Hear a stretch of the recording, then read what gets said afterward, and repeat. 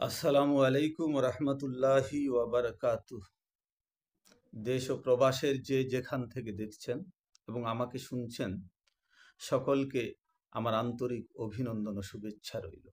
আগামী ঈদুল আজহার অগ্রিম শুভেচ্ছা জানিয়ে আজকের জাতীয় পর্যায়ের একটি গুরুত্বপূর্ণ বিষয় নিয়ে আপনাদের সামনে কিছু আলোচনা করছি এবং আপনাদের বিবেকের কাছে প্রশ্নগুলো ছেড়ে দিচ্ছি। স্বাধীনতার দীর্ঘ 53 বছর পরে ছাত্র জনতার উত্তাল আন্দোলনের মধ্য দিয়ে গত 5ই জুলাই বাংলাদেশে যে বিপ্লব সংগঠিত হয়েছিল, বিগত ফ্যাসিস্ট সরকার যে বিপ্লবের মাধ্যমে দেশ ছাড়া হয়েছিল, এরপর মানুষ বুক ভরা আশা নিয়ে চেয়েছিল মানুষের ভাগ্যে কি একটা নতুন কিছু আসবে। আমরা সবাই আশা পেতেছিলাম। দেশের কতটুকু এক বছরে উন্নয়ন হয়েছে, কতটুকু মানুষ স্বস্তিতে আছে, এটা মানুষের বিচার্যের বিষয়, সকলেই বলবেন। তবে মসজিদ ভিত্তিক শিশু ও গণশিক্ষা কার্যক্রমের শিক্ষক শিক্ষিকারা ভালো নেই কর্মচারীরা। বিগত ডিসেম্বর 2024 সালে মসজিদ ভিত্তিক শিশু গণশিক্ষা কার্যক্রমের 7ম পর্যায়ের প্রকল্পের মেয়াদ শেষ হয়ে গেছে।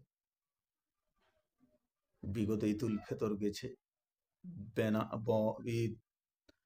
বেতন বোনাসহীনভাবে পরিবারের কাটিয়েছে।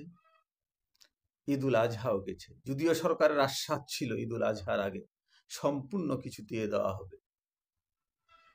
এখানে বলতে চাই, মসজিদ ভিত্তিক শিশু ও গণশিক্ষা কার্যক্রমে ধর্ম মন্ত্রণালয়ের আন্ডারে ইসলামী ফাউন্ডেশনের অধীনে চলে।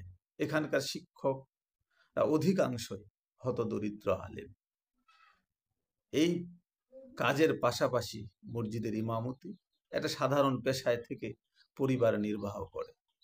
এই গরিব আলেম উলামারা, দেশের আলেম উলামারা দীর্ঘ 6 মাস ধরে তারা বেতনবিহীন অবস্থায় আছে, যাদের একমাত্র পেশা ইমামতি এবং এই মক্তবে পড়ানো। বাংলার আবহমান কাল থেকে এই মক্তবগুলির মাধ্যমে লক্ষ লক্ষ কোটি কোটি শিশু প্রাণে খোদা ভীতির ঢুকিয়ে দেওয়া হয়, কোরআনের তালিম দেওয়া হয়, নবী রসুলকে চিনানো হয়, আদব কায়দা শেখানো হয়। এটা চলে আসতেছিল 1993 সালে ধর্ম মন্ত্রণালয়ের আন্ডারে ইসলামী ফাউন্ডেশনের অধীনে প্রথম প্রকল্প আকারে এটাকে মসজিদ ভিত্তিক শিশু শিক্ষা কার্যক্রমে পরিণত করা হয় সরকারের আওতায়। এটা ভালো উদ্যোগ চলে আসতেছিল।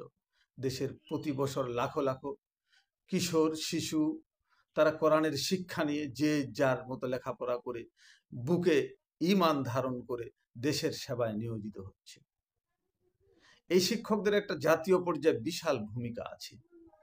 দুঃখজনক হলেও সত্য, ডিসেম্বর থেকে পর্যন্ত প্রকল্প পাশ করতে করতে অনেক সময় দীর্ঘায়িত হয়ে গেছে, কিন্তু এরপরও শেষ পর্যায়ে আসে প্রকল্প পাশের আগে সরকারের উচ্চ মহল থেকে বলা হয়েছিল এবারে তাদের বেতন এবং বোনাস ঈদুল আজহার আগে দেওয়া হবে, কিন্তু তাও সম্ভব হলো না। এবারের ঈদটাও আমাদের শিশু ও গণশিক্ষা কার্যক্রমের সমস্ত আলেম উলামাদের বেতনবিহীনভাবে কাটতে হচ্ছে। যাক, সবচেয়ে আশ্চর্যের বিষয়, দুঃখ লাগে, জুলাই বিপ্লবের পরে আলেম উলামাদের ভূমিকা সরকারের কাছে খুব গুরুত্বপূর্ণ। এদেশে যারা ইসলামী আন্দোলন করতে চায়, ইসলামী সমাজ ব্যবস্থা কায়েম করতে চায়, ইসলামী হুকমত কায়েম করতে চায়, এরকম বেশ কয়েকটি ইসলামী দল এখন সরকারের কাছে খুব গুরুত্বপূর্ণ অধ্যায়। এর মধ্যে জামাত ইসলামী বাংলাদেশ, ইসলামী আন্দোলন বাংলাদেশ, হেফাজতে ইসলাম, খেলাফত মজলিস, সব বেশ ইসলামী ঐক্যজোট, বেশ কয়েকটি ঘরানার আলেম উলামা নেত্রারা বর্তমান ডক্টর ইউনূসের কাছে খুব প্রিয় ভাজন। আমাদের ধর্ম উপদেষ্টার একজন আলেম, কিন্তু দুঃখজনক হলো সত্য, কেউ আমাদের এই গরিব আলেমদের কথা চিন্তা করে, গরিব ইমামদের কথা চিন্তা করে করলো না যে ঈদুল আজহার আগে বেতনটা পাবে। তারা 5 দফা দাবি মেনে নিয়েছে, তারপরেও শুনছি নাকি 1000 টাকা বেতন বাড়িয়েছে যে যেখান থেকে আছে। আমি কারো মুখ থেকেই শুনলাম না, কোনো নেতাও আজকে বলল না আমাদের এই বিএনপি একটা সেকুলার দল, তাদের কথা বাদ দেন, তারা বলবে না, এটাই স্বাভাবিক। কিন্তু আমরা যাদের উপর নির্ভর করি, যারা আমাদের আমির চরমনাই পীর সাহেব, আমাদের ডক্টর শফিকুর রহমান সাহেব, মামুনুল হক সাহেব, সাহেব আহমদুল্লাহ, দেশের সবচেয়ে প্রখ্যাত আলেম মিজানুর রহমান আজহারি, কই কারো মুখেই তো শুনলাম না শিশু ও গণশিক্ষা কার্যক্রমের এই আলেমদের জন্য একটা ভালো ব্যবস্থা করা হোক। নাকি আমরা সবাই স্বৈরাচারের দল, আওয়ামী লীগ করেছিল তাই আমরা আওয়ামী লীগের লোক? দুঃখজনক।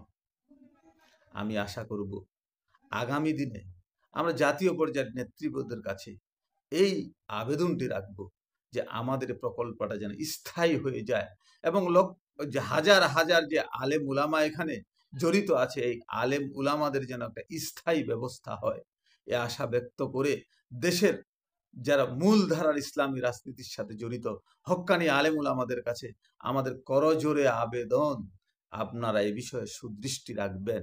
হয়তো অনেকে দুঃখ পেতে পারেন, আমরা আসলে অনেক নির্যাতিত হয়ে একেবারে দেওয়ালে পিঠ লেগে যাওয়ার পরেই এ কথাগুলো বললাম। যদি কেউ দুঃখ পেয়ে থাকেন ক্ষমা সুন্দর দৃষ্টিতে দেখবেন। সকলকে আবার ধন্যবাদ জানাচ্ছি। ঈদুল আজহার অগ্রিম শুভেচ্ছা জানিয়ে শেষ করছি। আসসালামু আলাইকুম ওয়া রাহমাতুল্লাহি ওয়া বারাকাতুহু।